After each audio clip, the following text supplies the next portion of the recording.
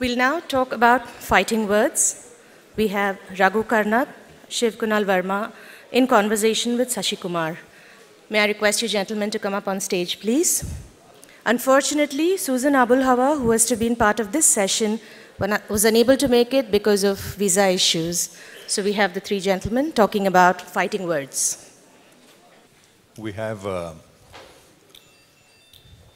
two very interesting books and their authors here. And the third person who was supposed to be here isn't here, which is a strong absence, I might add, because Susan Abul Hawa's Mornings in Chennai and subsequent book was a third dimension of what we might be discussing here.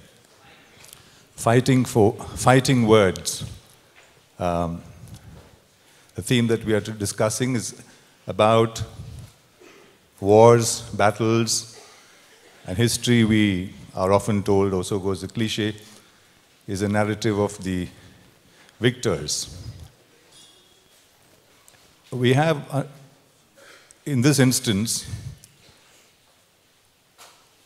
two accounts, chronicles, if you like, historical accounts, if you like, nuanced by an autobiographical, maybe fictive, partly fictive accounts, or maybe real accounts, but looking at what has happened and what has lapsed into the realms of memory in some cases, and realms that we have forgotten or we rather forget about in one case. The role of Indian fighters in the World War, in the Second World War, at that particular cusp when we were also fighting for our independence, and there were different takes politically on whether that war was our war, whether that had precedence over the struggle for independence, where did one end and where did the other begin, is one kind of account that Raghu Karnad has so evocatively brought out in his book, Farthest Field. And a war that it would appear we'd rather forget about. It isn't, Shiv Kunal Verma doesn't want to call it a war. He says it's a war that wasn't. The 1962 conflict or engagement with China, military engagement with China. And who was responsible for that? And why would we rather forget about that? Or should we forget about it? These are some interesting, I think, aspects that we might like to discuss. There's a wonderful slim book by Isaiah Berlin called The Hedgehog and the Fox.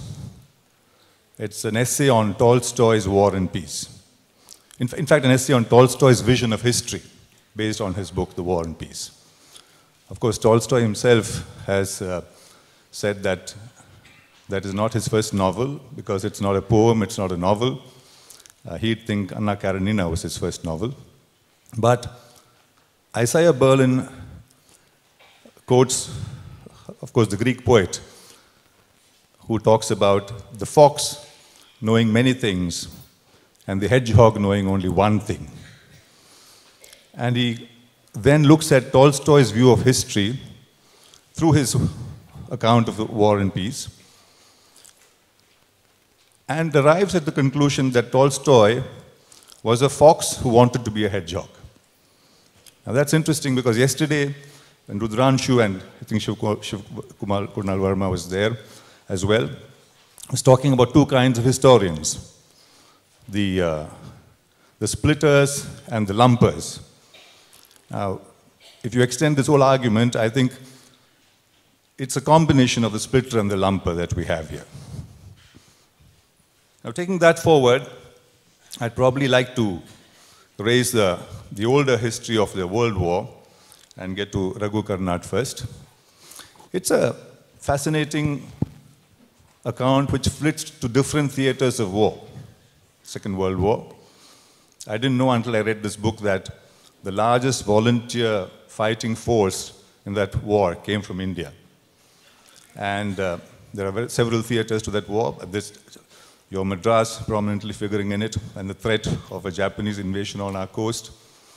I might add that the autobiographical element of his also begins with a road that I've lived in here, called Montieth Road, where his grandmother, I believe, lived for some time. There's Calicut, there's Bombay, there's Libya, there's Beirut, there's the Northeast, there's Mumbai, of course. So it travels into the different theaters of war, and we look at the fascinating experiences which somehow are not part of our chronicle, not part of the record, and it takes a quasi-historical account. So my first question really is to Raghu, to ask him, this was a story that needed telling. Why, and you have chosen an autobiographical filter, if you like, because it belongs to your grandparents. They were players in it. There were many others who were players in it, as you discovered as you went along. What is it that led you to this, and what is it that impels you to tell it the way you did, rather than as a historical narrative? You know, it's interesting to be on this panel with Shiv Kunal Verma, because our books have one thing in common, and we have one thing very much not in common. What they have in common, as you said, is that they're both about books that India would arguably, about wars that India would arguably prefer to forget. But in my case, it's a war that India was a victor in. In Shiv's case, it's a war in which India was defeated. Another point on which we differ is that Shiv is the sort of consummate insider to the military world. And as he was telling me at breakfast this morning, he was just 11 years old when he was fairly close to the front line and thrown into a trench to escape some shelling in Agartala. Whereas I am just the opposite. I never imagined that I would write a book about military affairs or about the army or about war. And I lived in fairly deep ignorance. And what I didn't realize at the time was a great deal of ignorance about India's army and about its military history. Until one day when I discovered, in the course of a very casual conversation, that I had this family legacy of military service that began and ended during the Second World War. And that led me into the discovery of this larger legacy that I had not been aware of, and I think that most people are not aware of, or certainly not sufficiently aware of, which is of the legacy of India's role in World War II. As you mentioned, it was the largest non-conscripted army involved in that war, but it wasn't just that. It was actually the largest non-conscripted army that had ever been raised in human history. This is the kind of, this army, you know, I think that when we think about India, but the Indian army in those years, because we only think of it in the period in the context of the freedom movement, we think of it as being this sort of rump force, probably just involved in police actions in India. But this was an army that was involved in some of the most determinative engagements in the Second World War, that fought on 3 continents, that turned the tide of the war on one of its most major fronts. It's really impossible it's quite difficult to overestimate how much we've forgotten. And especially because I'm such an outsider, being a South Indian, being not having any sort of not being from although my grandfather is a Kodava, a Kurg, my family doesn't identify itself as having any kind of military background. And so for me, it was every step of this way of this discovery was a revelation. And I think that is something that also informs the style of the book. Do you think that because there's this intersection of the national movement and the Second World War, and there were differences of opinion about how far was it our war and how far were we required to go along with this war, do you now, looking back with hindsight, do you think the attitude of those who said this isn't our war was one of betrayal? Do you think it did injustice to those who had to nevertheless go out and fight out there on various fronts? That's a very interesting question. I think that I felt a deep sympathy with both sides of this question, and in fact, what interested me the most was that as I delved deeper into the personalities I was writing about, I found that both the public personalities who figure in the book and the private characters who are my protagonists, they don't cleanly divide into those who were for the war effort and those who were for independence, for boycotting the war effort in order to sort of twist the empire's arm. Rather, that dilemma and that conflict seems to reside largely within all of them. So it wasn't really necessarily, although you could see that divide writ large in India. For many people, it was a divide that was written inside. And a good example of such a person is Nehru. So Nehru had been an ardent opponent of fascism right through the 30s, for much longer than British society had been critical of fascism. And therefore, when the time came that a war against fascism was begun, Nehru was obviously, Gandhi had his own conflicts which are interesting and which are maybe better known, but Nehru was, I think it was agonizing for him to not be able to sort of pledge his countrymen, or at least his own convictions, to the war against fascism. Instead, he made a very pragmatic and difficult choice to withhold his support and to withhold the Congress's support in order to pressure the British Empire into delivering India's freedom first, to allow India to fight as a nationalist army. And so that's, so I think that's the real location of that dilemma, which makes it more interesting than it just being two different camps. In your book, Shiv, your narrative of the 1962, or chronicle of the 1962 conflict, Nehru, far from being such a Hamletian hero who was conflicted on the pros and cons, as Raghu would mention it, and from my very fleeting kind of reading of your book, it's a very big book of about nearly 400 pages of small type, and very rigorous, very intensely packed with all the engagements on various fronts, all the arguments. It's a kind of archival wonder, this book. I'm sure this will continue to be discussed and passed in the weeks ahead. The book is just out. Nehru is, to put it too reductively or bluntly, the villain of the piece. Almost. Nehru, Menon, Kaul, Piggy Kaul. These are the three people who messed it up for us, who didn't show the spine that we required. I'm now playing devil's advocate to a bit, who overestimated or didn't estimate the Chinese power in any realistic sense, and who let down the middle order and the middle rung of fighting forces and left them as sacrificial lambs before the invasion. I think the contradictions which Raghu is talking about in World War II, which Nehru and the Congress faced.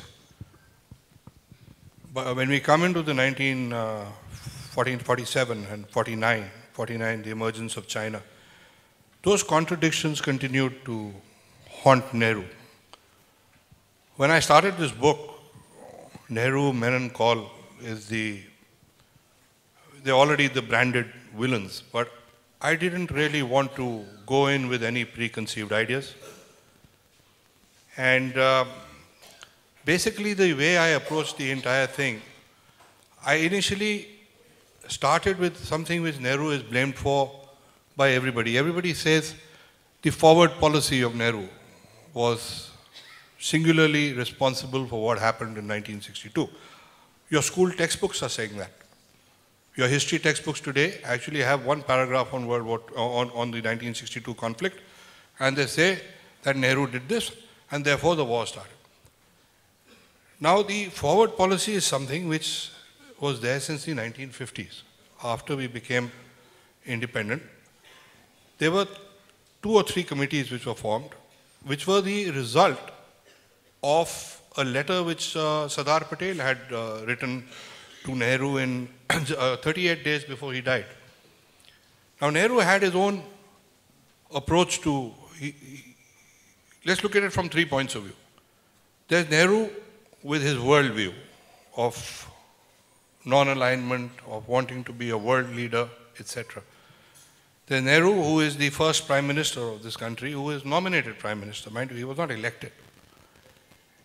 That has its own pulls and pressures. And the third aspect was Nehru's own vision of China and how he saw China as also a major victim of colonialism. I mean, China had been through hell as far as the Japanese were concerned, as far as everything was concerned. And Nehru was very, very sympathetic. There's no two ways about that. Now the problem was that Nehru's own perception of China was completely contradictory to what everybody was advising him. Here's Sardar Patel, who is actually saying that, listen, you must understand that the whole geopolitical scenario has changed. Till 1949, India did not have a border with China. China was not on our radar. We had Tibet, which extended from Burma right up till the Barahoti area of what is now Himachal Pradesh. And then it went further up actually, right up till, and from the Aksai Chin region, etc., it was Xinjiang. First, after Mao Zedong came to power, first they annexed Xinjiang, which I think is more important. In Indian history, we don't even talk about Xinjiang. And then a year later, they rolled into Tibet. Now that was the time when a lot of people felt that Nehru needed to shrug off his own inhibitions and take on China because we had to draw a line in the sand. He didn't do it. And mind you, there was the Kulwant Singh Committee which was constituted, the Himmat Singh Committee which was constituted. The Kulwant Singh Committee report is absolutely brilliant. I mean, it says that, this is in 1953, he says in 1962 you're going to fight China, period. But despite that, Nehru went ahead with Panchsheel. He went ahead with Panchsheel, and with Panchsheel he had committed himself. The moment he got into Panchsheel, he was now also playing the world leader. He was also the non-alignment leader. Mind you, all these things, you know, to just condemn the man because today it seems fashionable, I would not really go with that, because you have to look at what Nehru did, the reasons for why he did it, and the ultimate fallout of what happened. The fallout was very, very unfortunate. And in my book, it later comes out that Nehru also started to worry about he started tampering with the civil-military equation which started to emerge in India after the war. Again, that was again a contradiction, and it was a hangover of World War II.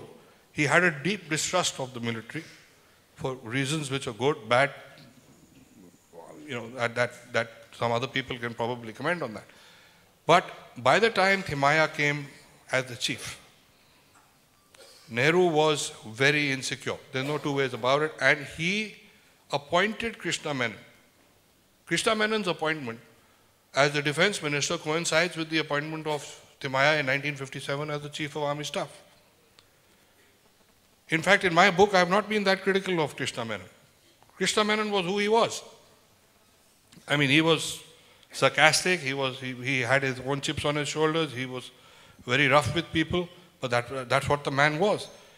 Krishna Menon was brought in with a specific task of cutting the army down to size. And he said so in a 1968 interview with the Times of India, when he was asked to expand on the reasons why things went the way they went with China.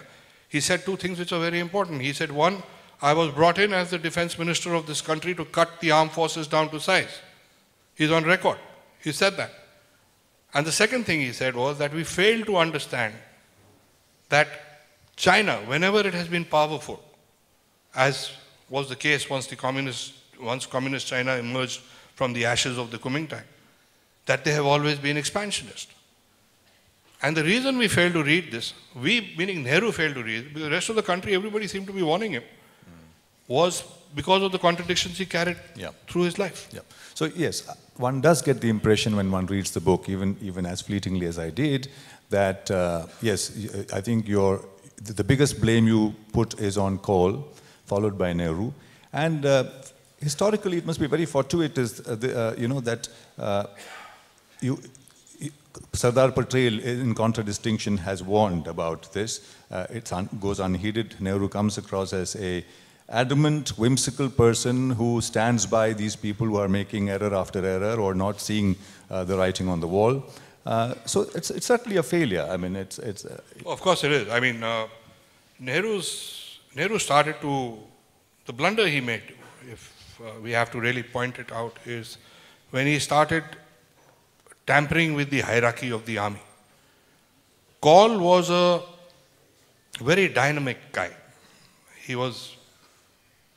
Everybody who interacted with him says he left an impression on you. He was very, very good. But professionally, the man was a disaster. Because during World War II, the period which Raghu talks about, he actually opted out of active service. In fact, he got a letter from Motilal Nehru or someone saying that he could not be exposed to the dangers of frontline service. And the reason given was national priority or national importance. I mean, the captain doesn't get that kind of thing. So he had never seen combat. And Nehru became very close to Kaul during the INA trials. And Kaul was posted in army headquarters and he started handing over a lot of papers, etc., to the political guys, which was, from a military point of view, not done. And they tried to fix him. They reported negatively on him at that time. Then he went to Korea, again as a deputy as one of the brigade commanders as one of the brigadiers with General Thorat. Again there he made a lot of pro-communist statements which were an embarrassment to the army. They tried to fix him there. He came as the GOC of 4 Division and he started all this Op Amar and all of building houses, and he was basically carrying out a political agenda. But having said that, one more thing. Though Kaul is blamed, Kaul has also been the fall guy for another man who I think in the book I have finally narrowed down on him, and which was Bogi Sen. Bogi Sen was the Eastern Army commander. And 90% of the decisions which completely cost us in 1962 were taken by Bogi Sen and not by Kaul. But it had become fashionable at the end of the war to say Nehru, Kaul and Menon, so Bogi Sen gets away. Right. So for many of us who haven't read the book, I'm sure these will make sense as we go along to read the book. But I think it's going to be a very important book which will be discussed because it throws an entire new light on the 1962, what happened in 1962. Just in terms of the writing styles, the approaches, of Raghu and Shiv. Yours is if you like, a didactic, a straightforward narrative, well-researched, obviously reconstructed from you must have numerous interviews that you must have done with the players or with others who have seen the action, and from the reports or other accounts that you had access to. And yours is it's a tantalizing account because while we get to know what actually happened during the war, it's a mediated, it's an artistic, it's a creative process where you imbricate yourself in the whole process. And how would you look at a narration of history with an element of the fictive, with an element of the personal, where the nostalgia of what your family did perhaps leads you by the nose, if you like, into real situations? And how would you look at the value of historical accounting as, I mean, do these reinforce each other? I'd just like to know your perspectives to each other's approaches. So, I've actually had opportunity to think about this a lot because alongside my book, one other book has been published and one will be published about India's Second World War by Srinath Raghavan sometime next month, I think. And the other one is Yasmin Khan's book, The Rajat War. Those are formal, academic, very comprehensive treatments of India's war. And obviously, I'm hugely appreciative of these existing because I relied on such books in order to write mine. And I relied on that kind of research. And there's no question that that history and the style in which I've told it could ever replace the role of methodological and formal authoritative history. But I also think there's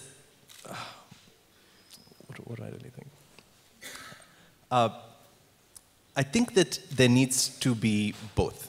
I'll tell you why. I mean, I spent a while, I asked myself many times while I was writing it, and I've been asked since it was published, whether this is non-fiction at all. And the answer is yes. It's non-fiction, at least in the sense that it's not fiction.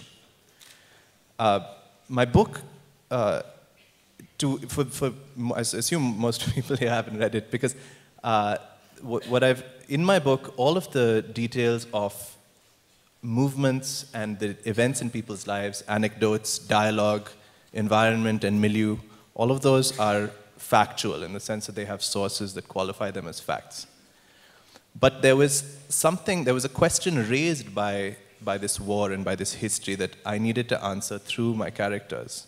And I could only do that if I gave myself the license to see through their eyes and to know their thoughts. And of course, it's impossible to know the thoughts of people who are real people but have been dead several decades.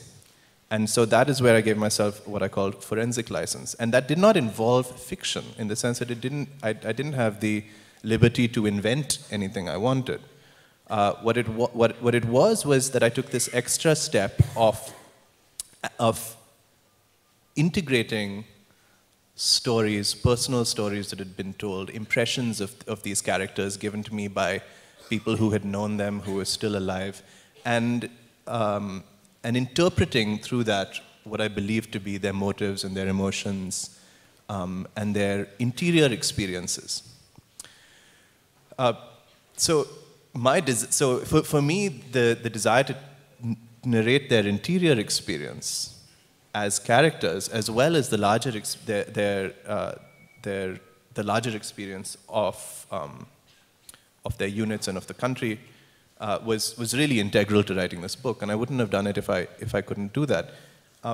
And I made very sure to set out in the preface exactly what I was doing, and I also laid out, I think, in the subtext regularly through this story, hints and gestures at what I was doing. So the first sentence of the actual book is as follows. It's set in Calicut, and it says, "It is said that the news of the World War reached Calicut along with the morning eggs. Perhaps that isn't true at all." So the second sentence casts doubt on the first sentence. And I suppose what I'm trying to say is formal and academic history and certainly have an established place. And the place for an investigation like this is in giving a reflection of history that explicitly does cast doubts and ask questions on how that history itself has come to be visible or has come to be accessed. Had I written this book 10 years earlier, so many more people who had known these people in my family would have been alive. And I can't help thinking that the story itself would have been completely different. Therefore, it's no more a formal biography than it is an authoritative history. So I'm very keenly aware that I wrote this, in a sense, at the last possible moment that it was possible, that it could conceivably have been written, just before the generation of people who had known them and the generation of people who had fought in the war sort of finally passed on over the horizon. So the kind of contingencies that create history, that create memory, the gray areas that lie over what we call the truth and the stories that we tell ourselves as being the truth, and the places where history and memory sort of merge and inform each other, those are places that that this book pays some attention to. all nonfiction, in a sense, faces the challenge of gaps in information, of what we don't know.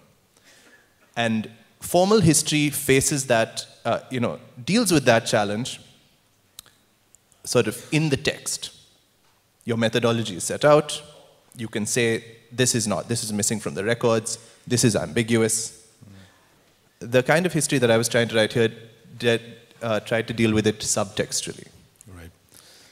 What you say is interesting, because I think it was Plato who said that poetry comes closer to vital truth than history. You could write reams of history, and yet the truth eludes you, and perhaps in a line or two of poem, you glimpse the truth. So, and if human endeavor is about understanding or approximating the truth, one is as valid as the other. So I suppose, and it's important, Susan Abul Hawa, to remember her, because her account of the Palestinian struggle, of her being born into a refugee family there, is largely laced with poetic insights. I mean, she also uses a lot of Mahmoud Darwish and Rumi and Khayyam and so on. And you're fascinated how the struggle, the living struggle of the Palestinian people, of their enemy, of their being ousted from their homes, of their homelessness and their desperation can be evoked so powerfully, and really through poems as well. Can I just quickly jump in with that? I mean, one way to sort of dignify what I've done is to say that it has an equal claim on truth as a more formal history. But another way to look at it is to ask whether is to just ask these questions about the extent to which nonfiction. I'm being a little bit provocative here because I am a journalist in my day job, but the extent to which nonfiction, as much as fiction, is also lies. You know, Janet Malcolm, who's a famous journalist critic, had put it beautifully. She said, "Everybody believes fiction, and everybody questions nonfiction." Yeah. And this sort of this having seen nonfiction through the eyes of someone who's tried to write it, and knowing something about the history of various iconic works of nonfiction and how flawed, in fact, they've turned out to be. I think a question you could ask is, I think you can, one provocative way you can make the description between fiction and nonfiction is the difference between a liar who announces that he's a liar and a liar that says he's not. Yes. Which one is the better liar? Nietzsche said, the history of truth is the history of the longest lasting falsehood. Right. So if you keep at it long enough, it becomes a truth, But this makes me want to hand it over to Shiv, because I think So Shiv is probably going to say, I was nonsense. getting to that, yeah. Everything I've researched is written down. Yeah. But to come back to that archive that you discovered, an example of the contingency of this truth is, you'll tell this story, I hope, about 9 out of 10 being destroyed. What if it was the other, a different one that had survived? Yeah. Just to get into that, Shiv, Raghu talks about his being he's emotionally invested in this whole thing, because there is a whole familial, kind of legacy there. And you're probably looking at it clinically as a historian, as someone who's recorded this on camera, interacted with all these people. And yet, one of the things I find about the difference between your two works, while yours is a fascinating account, which, as I said, takes you to various theaters. It's told with a pace, with a pace that you put to it. Surprisingly, Shiv seems to be an account seething with some kind of moral outrage and anger about what happened in '62. At least there are pages where it comes across strongly, that this isn't the way it should have been. So there's there's as much emotion, or in fact greater emotion than in your work. I'm not putting a value judgment to it.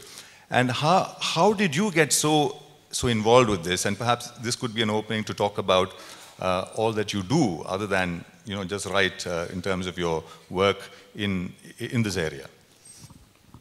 Well, most people join the army who have anything to do with the army. I was born in the army. My And let me also, while I'm on this subject, say that I'm hardcore non-fiction, therefore you can give it whatever interpretation you want. My dad's battalion was 2 Rajput. The book opens with that. And they were in Walong, which is the easternmost sector of Arunachal, where the Lohit comes in. He built the defenses there. I was a 3-month-old baby. My mother took me there. There is a tribe in Arunachal called the Thai Kamtis, and the Kamti Raja, Chakuman Gohain, he was later an MP. He built a hut for my mom and for me. Apparently the first sound I ever made was the alarm call of a sambar, because that's what we used to hear.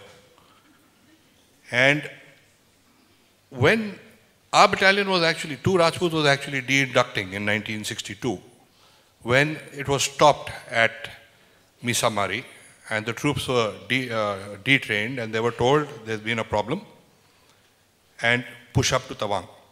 All the stuff we've heard about men in PT shoes and sweaters and not being equipped in that terrible cold was all very true for this battalion. For this battalion and another battalion, which was 19 Gurkhas, which was also de-inducting from Tawang after having finished its tenure of 2.5 years, when they were also turned around and told to go back.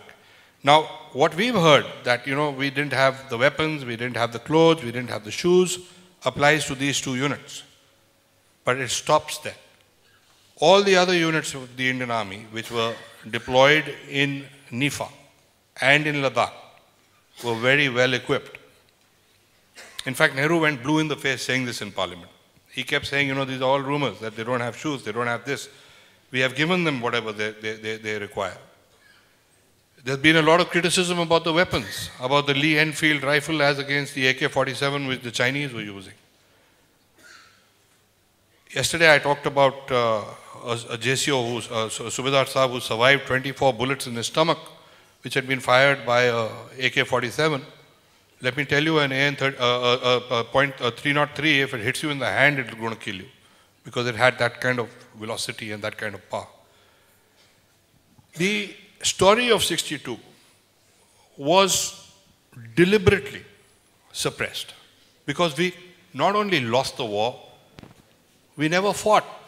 I'm calling it a war right now because it's easier to refer to it like that. But if you see the total quantum of troops involved which came into contact with the Chinese in the Ladakh sector, there was 1 company in Daulat Beg Oldi. There was 1 company at Srijap, where Dhan Singh Thapa got a Paramveer Chakra. There was 1 company at Rezangla, and there was 1 company at Gurungel. 4 infantry companies makes 1 infantry battalion. It's not a war. The fighting did not last for more than an hour in any of these sectors. It's not a war. In Nifa, 2 Rajput got decimated, but the other units, all the men were killed later, trying to get away from them, because the generals did not fight. Right. Now, when I'm looking at the whole, my perception is the perception of my father's generation. When they were the younger officers, they're looking at their generals. The generals and the political leadership will not let you fight. There's nothing you can do. Yeah. So there are a number of dimensions here. We'll open it up now, but just to add to what she was saying, the other revelations for me were that Nehru actually at one point sets out to send a missive to Kennedy in the US asking for help in this war. The second revelation, which is a shocking revelation, many of you may know this, that a lot of the massacre took place after ceasefire was declared by the Chinese. And the third, which I think impinges on this whole point of historicity and credibility, that a number of those who got Veer Chakras and Paramveer Chakras in order to justify their getting it, you had to actually narrate an account of a battle which warranted their getting it. And I think you suggest that many of them were undeserved. So if that's what's going to become your chronicle that adds to your history, there's already a kind of disinformation passing off as history. So these are various facets, fascinating facets in his book. But now it's time to open this up on the larger issue of historical writing or on specifics if any of you have read either of their books. We have Enram's hand up, so yes. Completely different approaches and styles. Having said that, I've read the first, The Farthest Field, which I think is a remarkable book. I just bought, as we are speaking, 1962, The War That Wasn't, on my Kindle, and just finished reading the epilogue. So that's, unfortunately, it's a very uneven way of responding to a book, which all book meetings suffer that handicap. Anyway, first book, I just want to make the point quickly that whether you realize it or not, and the same thing I would say when we had a conversation with William Dalrymple, who claimed that his book on Afghanistan was history. I have a very high opinion of that book, but it's not the way a historian approaches the subject, nor is your book. I would suggest to you that what you're really working in is very much what you referred to, and in sort of denial mode. It's an imaginative search along the porous line between fact and fiction. It is the non-fiction novel. And whatever caveats and qualifications you make, it's something to be proud of, and because I regard this as a higher form of literary journalism and then literary writing. So don't be apologetic about when people say it's not quite factual and so on. But I think a splendid book. On the other book, my question to you goes back to Omar Abdullah's question when somebody asked, military response. I've read Neville Maxwell's book, India's China War. Still remains a classic for me. The forward policy was real. The Henderson-Brooks report is out, at least most of it, because Neville, whom I've known, put it out fairly recently, whatever he had of that report. And I think it's not something to be dismissed. So the question to the author of 1962, The War That Wasn't Based Only on My Reading of the Epilogue, is what was the option? What was the option other than the wise political approach of give and take? Because India seemed to have inherited the British mindset about its territory. There was a territorial dispute, if you look at the history. And China did exercise. It would see itself as resuming control over Tibet. Let's not go into that. The legality, not a single country in the world today disputes China's sovereignty over Tibet or Xinjiang, other than a few separatists. So there was, I suggest to you, there was absolutely no option.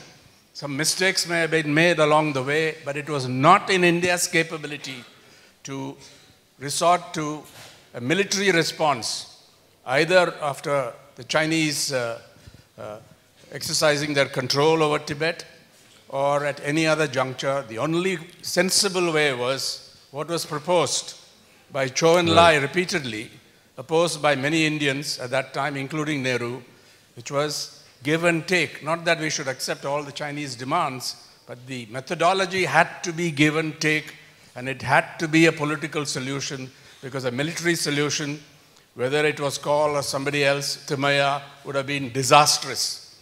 The sides were unevenly matched. It was a no contest at that stage. And so...